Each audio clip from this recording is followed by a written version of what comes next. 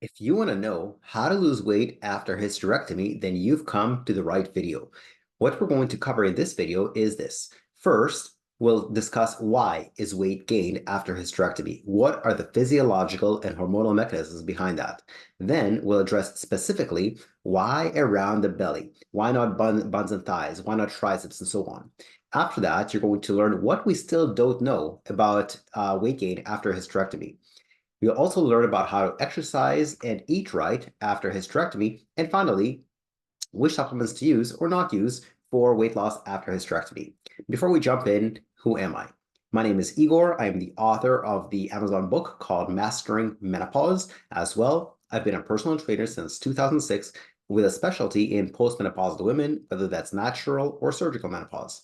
As well, I've been a speaker at other personal training conferences since 2013, training other personal trainers in my methodology, and I've done over 400 wellness presentations to some of Canada's largest corporations, including IBM, Bosch, American Express, University of Toronto, Investors Group, and others.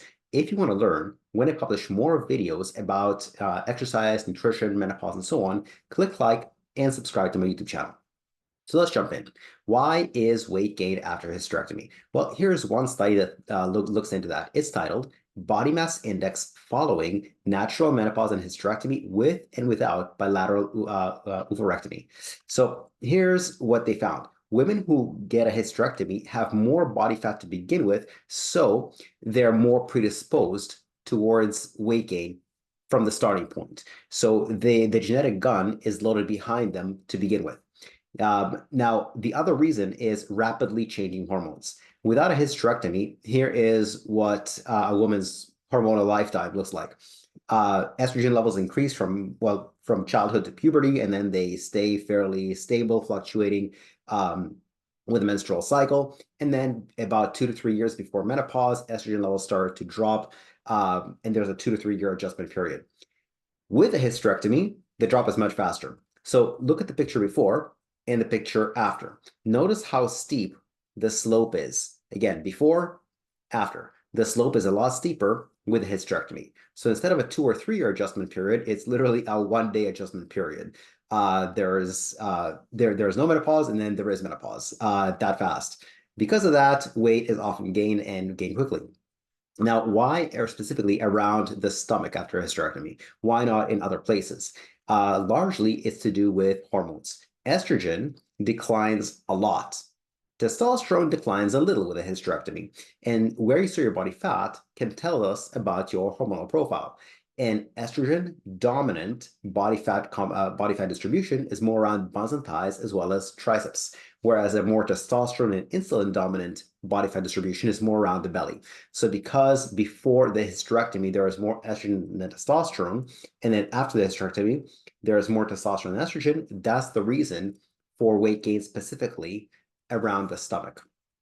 There are still some things we don't know, like how does a hysterectomy affect metabolism? We know that weight is gained, but what's the reason it's gained? A lot of women attribute it to a slower metabolism, but is that true? The real answer is we don't know. However, I will give you my theory. My theory is that any weight gain from a hysterectomy due to slowing down the metabolism happens only slightly. There may be a small drop in metabolism as a result of hysterectomy, which is similar to menopause. Here's what happens. In one study titled Daily Energy Expenditure Through the Human Life Course, what they looked at was how does metabolism change across life? And what they found is that there is no drop in metabolism between ages 20 and 60. So a 60-year-old has the same speed of the metabolism as a 20-year-old. Is weight gained? Some people yes, some people no. But if the weight is gained, it's for reasons other than the slowing down the metabolism.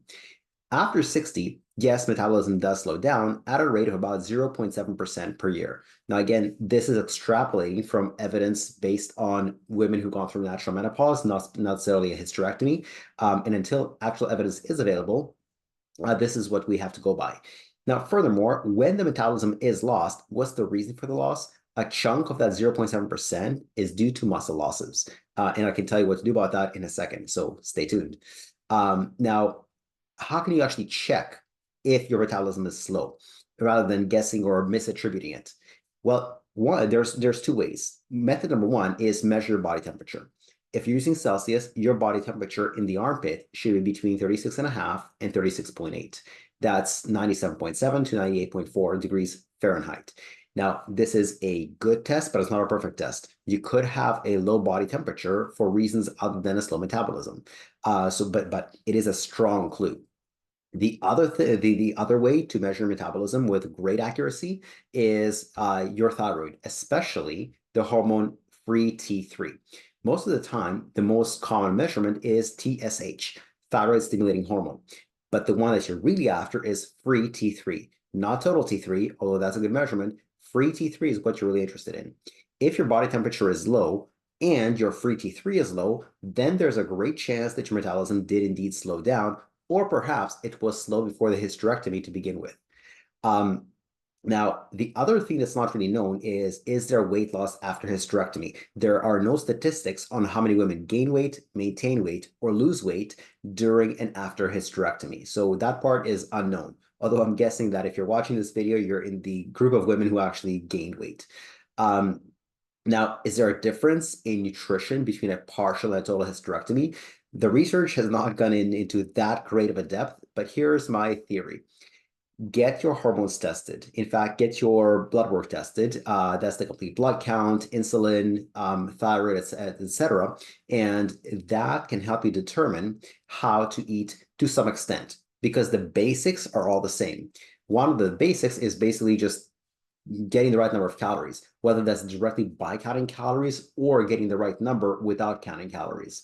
Now, if you are into calorie counting, I've recorded a very thorough video about how to count the right number of calories, even if you had a hysterectomy, in this video on your screen right now and in the description below. Now, here's a study titled Body Mass Index Following Natural Menopause and Hysterectomy with and Without Bilateral Oophorectomy. Same study as earlier. And so how does weight gain differ between hysterectomy versus natural menopause? Well, there's a small difference.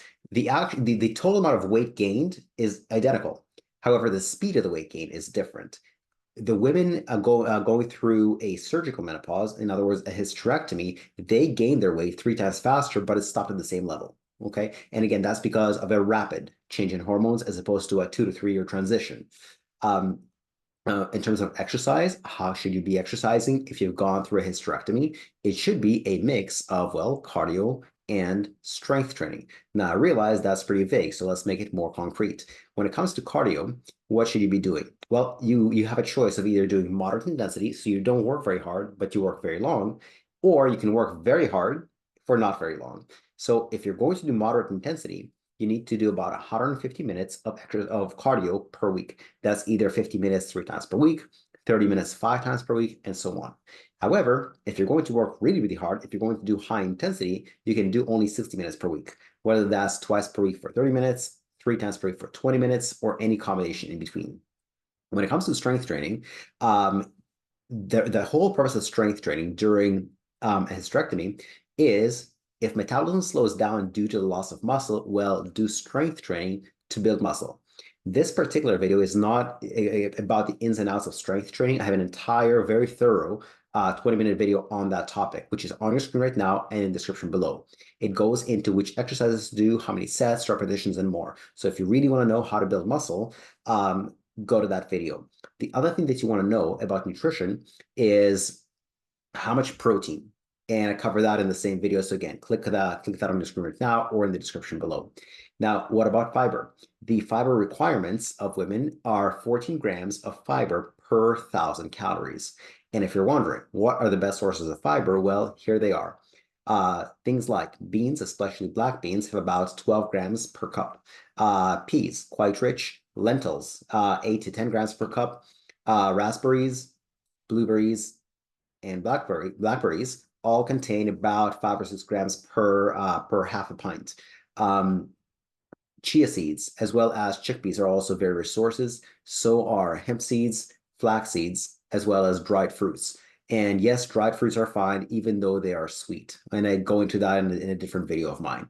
Now, what about supplements? If you're wondering, which supplements should I take to help me lose weight after hysterectomy? Well, here is the truth. There are no weight loss specific supplements. Those supplements that are effective aren't safe. For example, ephedrine helps you lose weight at a rate of 1 to 2 pounds of fat per week. It's very, very, very effective.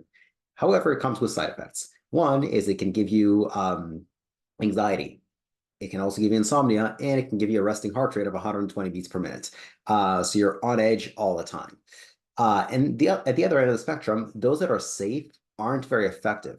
For example, green tea extract is very safe, but it's not effective. Same with carnitine, is very safe, but not very effective. Both of those help you lose anywhere between 1 and 2 pounds over a 12-week period, which is nothing to write home about. If you lost that amount of weight and you did nothing else, you wouldn't notice it just because of natural daily fluctuations in your weight. Now, the greatest benefits from supplements usually come from correcting deficiencies. Deficiencies like if you have low iron, take an iron supplement. If you have low B12, take a B12 supplement. If you have low vitamin D, take a vitamin D supplement. To go from deficient to sufficient is very good. Sufficient to excessive is not good. And so if you want to dive way deeper into how to lose weight after menopause, both natural and surgical, I have an entire playlist with many videos at the time of this recording, 11 videos on it. So either click on that on your screen right now or in the description below.